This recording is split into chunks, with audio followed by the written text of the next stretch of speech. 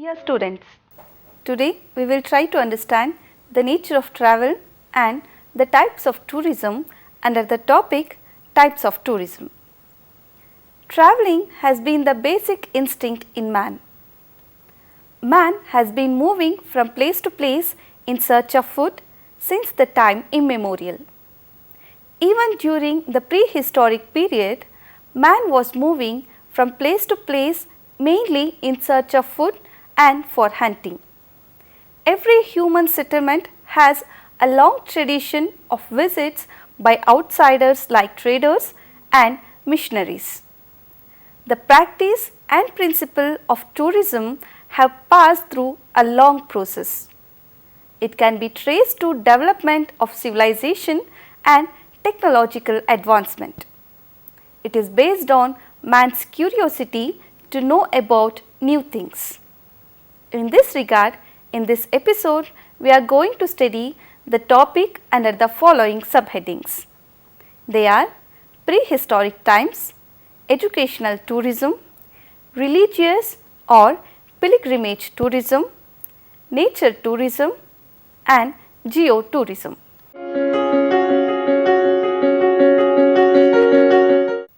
The first one is prehistoric times. Travel in the prehistoric times suggests that the movement of people revolved around day-to-day survival. The search for basic needs of life, water, food, shelter and safety kept the man moving from place to place. Generally, regions were explored, fire was discovered and tools were made mainly for hunting. The ability to make tools and build shelter enabled prehistoric man to travel to newer places in search of food even during extreme unfavorable climatic conditions. Thus, the travel concept can be traced to prehistoric periods. History of tourism. Paleolithic evidence suggests that given the right environment, man prefers to reside in one place. During the ancient times, change in climate, dwindling food supplies or hostile invaders made the people to leave their home to seek refuge elsewhere. The Aryans left their homes in Central Asia due to climatic change leading to dwindling food supplies. Perhaps it was the invention of wheel about 5,000 years ago which made travel easy. Trade and commerce developed on account of the invention of wheels. Monetary system was introduced during Harappa and Mohenjo-daro civilization about 4,000 years ago. Most of the early travel was not for pleasure, but the main motive of travel was religious and trade. The urge to explore new land and to seek new knowledge was another motive to early travelers. Homer's great work Odyssey records the wanderlust of ancient Greeks and Romans. There are innumerable references to great explorers who spent many years of their lives in search of new knowledge. Perhaps these great explorers can be credited with the distinction of being the pioneers who subsequently paved the way for the modern tourism. Tourism in ancient India. Traveling was a common feature in ancient India. The great sages of ancient times went to Himalayas to meditate and set up their ashramas, which were centers of learning. Even before Aryans appeared in India, about 5,000 years back, Indus Valley civilization thrived in India. Archaeological evidences have been a testimony for the material prosperity of Indus people who established their trade links with Iran, Egypt, East Africa and Mesopotamia. Arthashastra written by Chanakya or Kautilya in 3rd century BC, describes the importance of travel to the state. It also mentions different types of vehicles for travel and classifications of roads. This gives a glimpse of travel and tourism in ancient India. The Mauryan Empire was well known for providing good facilities for the travellers. The Grand Trunk Road was built by Mauryans.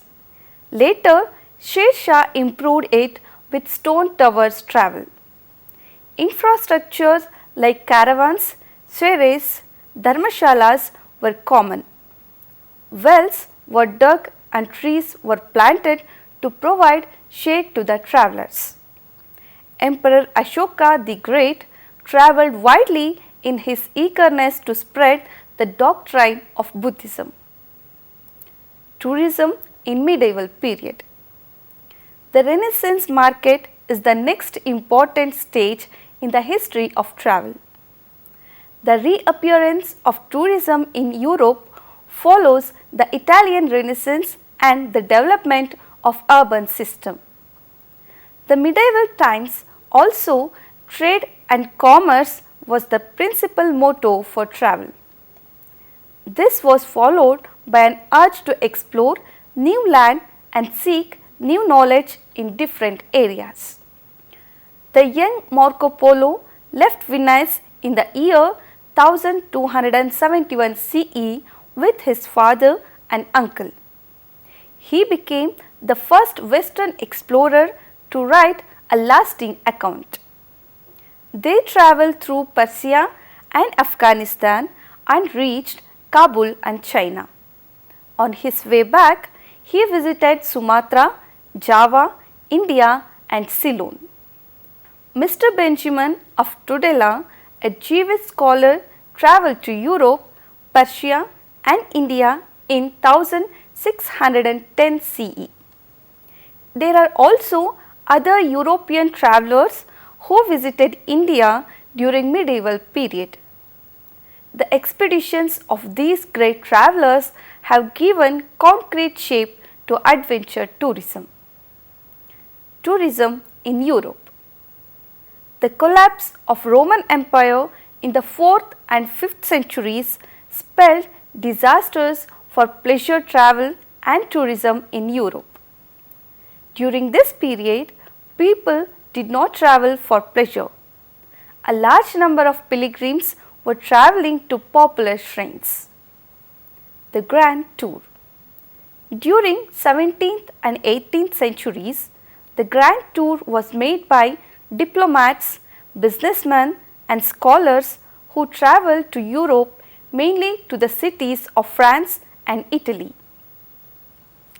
It became fashionable for scholars to study in Paris, Rome, Florence and other cultural centers. In the beginning, the Grand Tour began as an educational experience, but eventually it became a simple pursuit of pleasure. The pleasure travel became very popular in Europe when holiday concept of tourism developed. During 20th century, specialized tourism concept took a formal shape and it further developed in the 21st century. Slowly, people started traveling for different purposes like business, religious, education, health, adventure, etc. This has led to the development of different types of tourism. The following are the important types of tourism.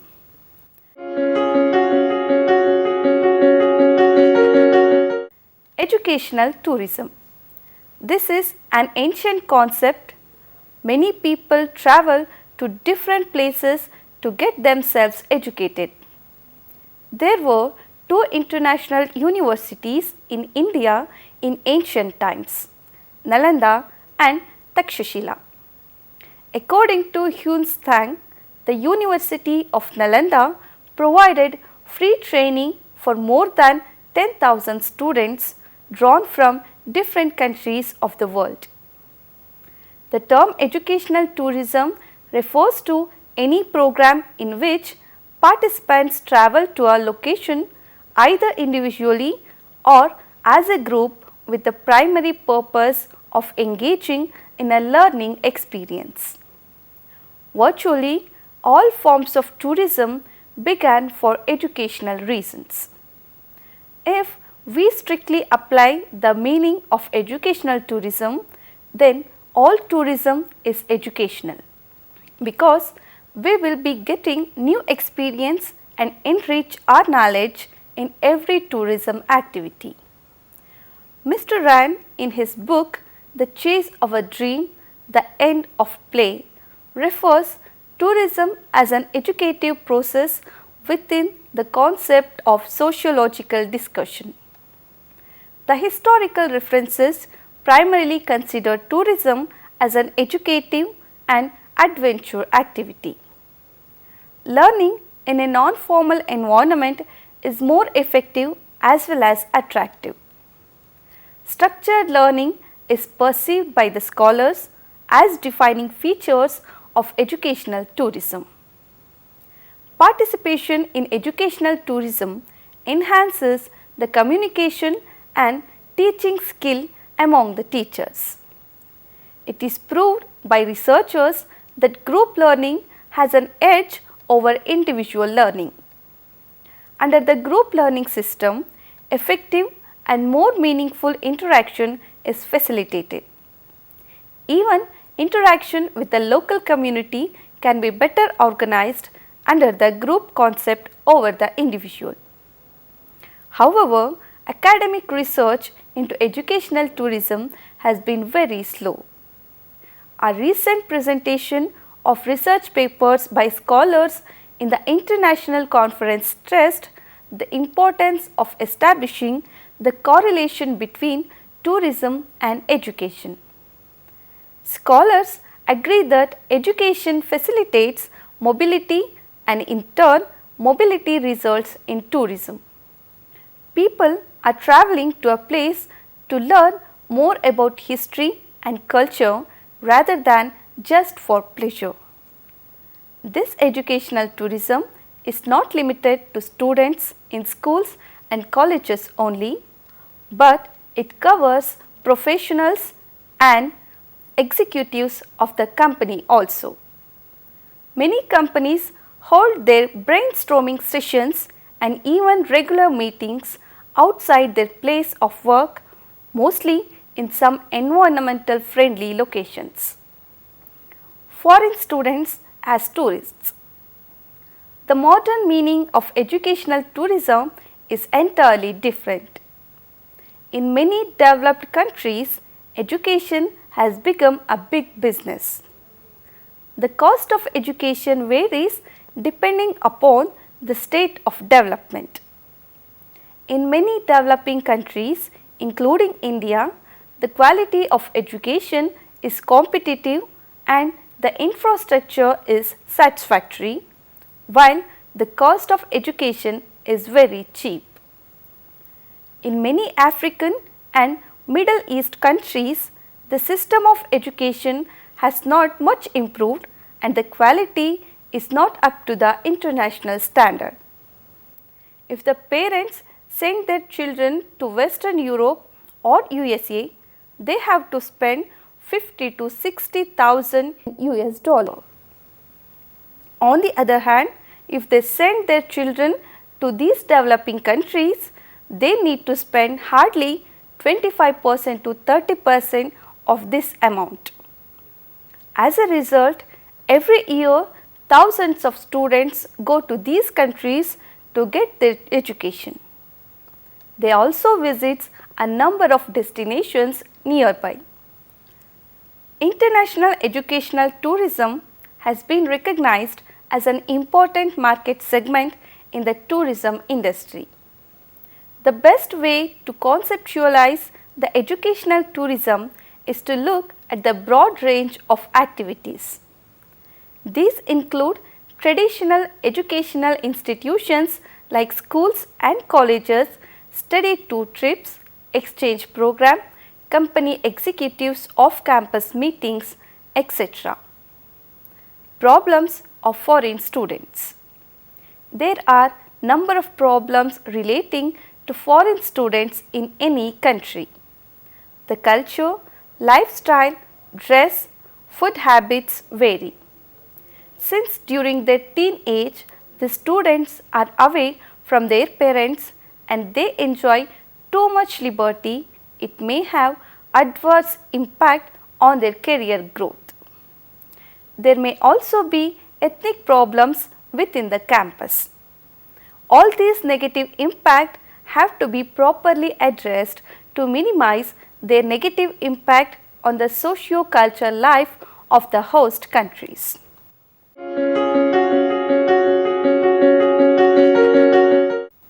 Next is religious or pilgrimage tourism. Man has been visiting various religious places since the time immemorial. Even during the ancient times, people used to visit temples to get solace from their routine. In religion and spirituality, a pilgrimage is a long journey for search of peace and satisfaction. A person who makes a journey to such a place is called pilgrim, and a journey to a sacred destination is called pilgrimage. People have been visiting sacred destinations all over the world since ancient times. There are different sacred places for different faiths and beliefs. Although a pilgrimage is normally viewed in the context of a religion, the personality cult cultivated by communist leaders ironically gave birth to pilgrimage of their own. This type of pilgrimage to a personality cult exists even today. Reasons for pilgrimage. There are a number of reasons for people to go for pilgrimage. It varies from person to person. Even one person may make trip to one holy place at different times for different reasons. However, the following are some of the important reasons. Divine relationship. One of the most important reasons that people of all faith go on pilgrimage is to develop a closer relationship with the God or nature. Holy locations tend to inspire a sense of contentment in those who visit them. Emotions and thoughts can clear and crystallize the thinking when you visit such places. Establishing a relationship with the Supreme is the central theme of visiting religious places and making a pilgrimage. Forgiveness. Seeking forgiveness is another reason for people to go on a pilgrimage.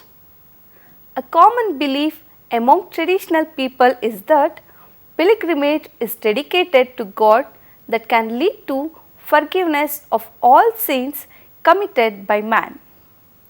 Sincerity and the desire to transform negative experiences into positive ones is part of the forgiveness of the pilgrimage. Healings. Many believe that holy destinations contain a healing energy.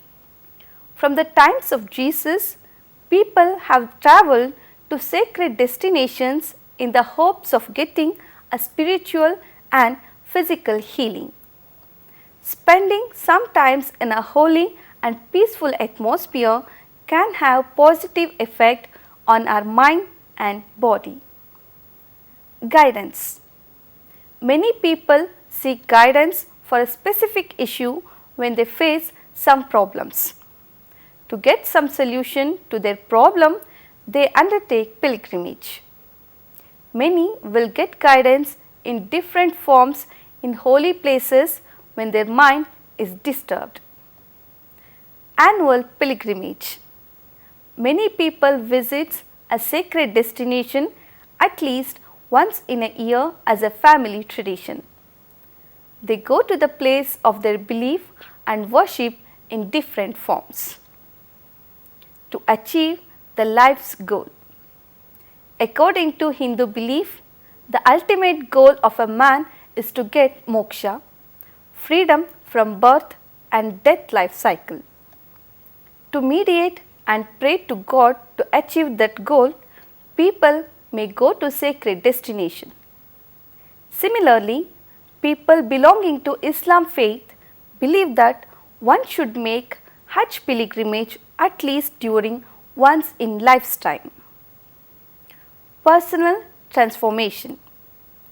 Personal transformation is often a positive effect of pilgrimage.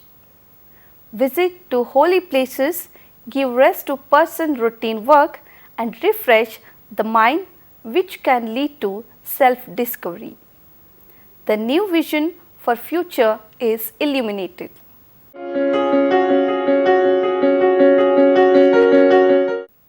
Coming to nature tourism. Urbanization has become an indispensable part of modern life. People will be fed up with congestion, pollution and other problems of urbanization like water, pure air, transportation and other basic necessities of life. People want to have a change, relax from their routine. Nature is perhaps the most preferred and best destination for such a change. It gives us solace, peace of mind, rejuvenates both our body and mind. It is the most precious gift by God to humanity. Nature tourism may be defined as a visit to pristine natural destination. The study of indigenous culture and social customs have given a value addition to it. It creates several channels for education and employment of rural people. Man, as the most civilized creature, has developed a very close affinity with nature. Nature teaches a lot of things to a man and gives answers to many of his problems. Man has developed an emotional relationship with nature. Experiencing the diversities of life, man learns a lot from the biodiversities of nature and its surroundings. Nature teaches many valuable things to man which cannot be taught in schools and colleges. Thus, nature is the best teacher for all living creatures of the universe. Man is the only creature who spoils the nature. Nature should be preserved, conserved and protected. Those who vandalize the nature are not only enemies of nature but enemies of mankind. The beauty and charm of nature has always been fascinated many people, including poets and writers all over the world.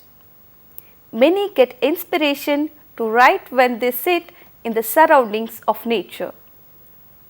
The explorers were quite amazed when they explored the Amazonia, the largest wilderness in this earth. It is the home for largest number of mammals, reptiles, birds, insects and other strange creatures.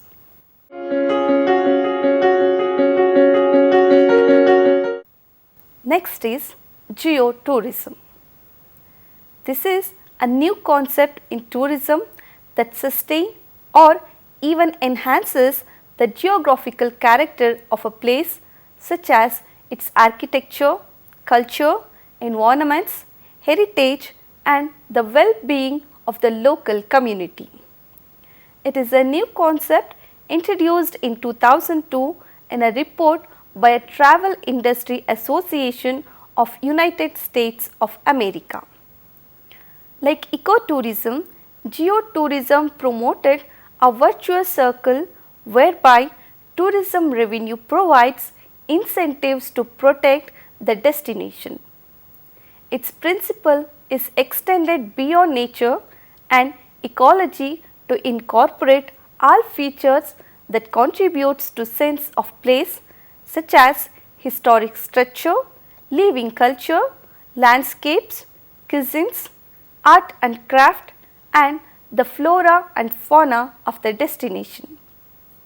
Geo-tourism incorporates sustainability principles and in addition do no harm ethics concept. It focuses on the place as a whole. The idea of enhancement allows for development based on the character of the destination rather than standardized international diversity shall be maintained at any cost. It enhances the geographical character of a place, its environs, culture, aesthetics, heritage and well-being of its residents. It has given the following principles for geo-tourism. Integrity of the place. Enhance the geographical character by developing and improving it so as to be distinctive to locals, reflecting the natural and cultural heritage. International Code. Adhere to the principles embodied in the Global Code of Ethics as given by UNWTO. Market selectivity. Encourage growth in tourism market segments most likely to appreciate, respect and disseminate information regarding distinctive feature of the destination. Tourist satisfaction. Ensure that the tourist gets satisfied about the destination and spreads this information to his friends and relatives. Community involvement. Base the tourism development involving the local community and they should get a fair share of development. The local entrepreneurs and other traders should be given their due share in the benefits. Protection and enhancement of destination appeal. It creates awareness among the local residents and tourists about the importance of protection, promotion, conservation and enhancement of destination. Land use. Anticipate the future development and try to avoid overdevelopment which will create overpressure on environment and ecology. Natural diversity shall be maintained at any cost. Resource utilization. Minimum use of water and other resources shall be made. Suitable waste management strategy shall be adopted to minimize the pollution. Development plans.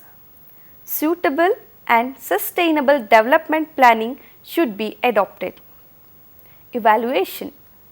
Establish an evaluation process to be conducted on a regular basis by an independent body representing all stakeholders' interest and suitable corrective actions to be taken on the basis of the observation given by the review committee. Business tourism. Even during the ancient times, man started travelling to different countries for trade and commerce. There was good international business amongst most countries like India, Egypt, Rome, China and other Asian countries of the world. When people travel from one country to another for trade and commerce, they also visit historical places and tourist destinations.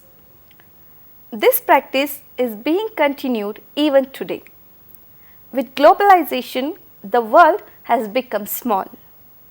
Multinational companies have become a common feature in the modern business.